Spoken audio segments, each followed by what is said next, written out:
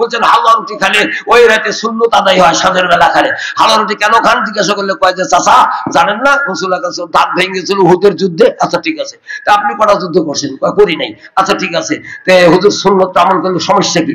আচ্ছা করেন, অসুবিধা নাই। তো আপনি ওইরকম দাঁত কটা ভাঙছেন? একটাও ভাঙেন নাই। এই সুন্নত ভাই খুব ভালো লাগে মিষ্টি আর হালুয়া রুটি খেতে, আর দাঁত ভাঙার সুন্নত ভালো লাগে না। আচ্ছা গেল, আচ্ছা ভালোই লাগলো, ওটা ভালো কথা। তো এই উহুদের যুদ্ধ কবে হয়েছে আপনার কি জানা আছে? তা তো চাচা জানি না, শুনি নাই। শুনেন নাই তো আপনি ওগুলা করেন কে? সুবহানাল্লাহ, উহুদের যুদ্ধ শাবানের চাঁদে হয় নাই, ওটা হয়েছে রমজানের পরের চাঁদে। কোন চাঁদের খাওয়া কোন চাঁদে খায় মাথায় ধরে না, কোন ফাটার মলম কোন ফাটার লাগা, এগুলো জুতা দিয়ে মারার দরকার। ননসেন্স। যার নাই কমন সেন্স তার নাম ননসেন্স। মিথ্যা বল করলে কিয়ামতের দিন আল্লাহর দরবারে আসামির কাঠ গলায় দাঁড়াইতে হবে। রাসূল আকরাম সাল্লাল্লাহু আলাইহি ওয়াসাল্লাম বলেন, মান কাযাবা আলাইয়া মুতাআম্মিদান ফালিয়াতাবাওয়া মাকাদাহু মিনান নার। আমার উম্মত যে আমল করতে আমি বলি নাই, আমার নাম দিয়ে কেউ যদি বলে, সে নিজের জায়গা নিজে জাহান্নামে করে নিল।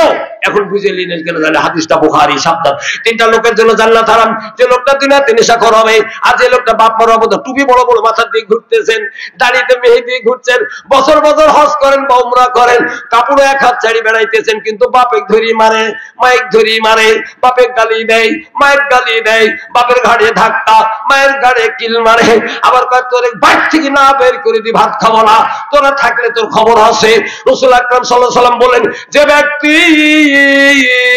বাপ মার সঙ্গে খারাপ ব্যবহার করবে নি, আমার উম্মতে পরকালে তার জন্য জান্নাত হারাম। আরো বলবি আছে, শুনে নিয়েন, তার জন্য জান্নাত হারাম। তদুপরি কাম হবে না, সুবিগিরি করে কাম হবে না, আর দোয়া কালাম পড়ে কাম হবে না। বাপ মা বড় দামি জিনিস গো। 3 নম্বর আয়াত ছিল যে রুবিয়ালিল গুবস।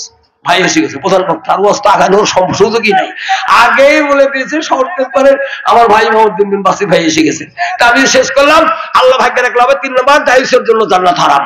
দায়ুস ব্যক্তি চিনেন, বউ বিটি ছেড়ে দিয়ে দিয়েছে, যা খুশি তাই করো না, যা খুশি তাই করো না, সমস্যা হবে না।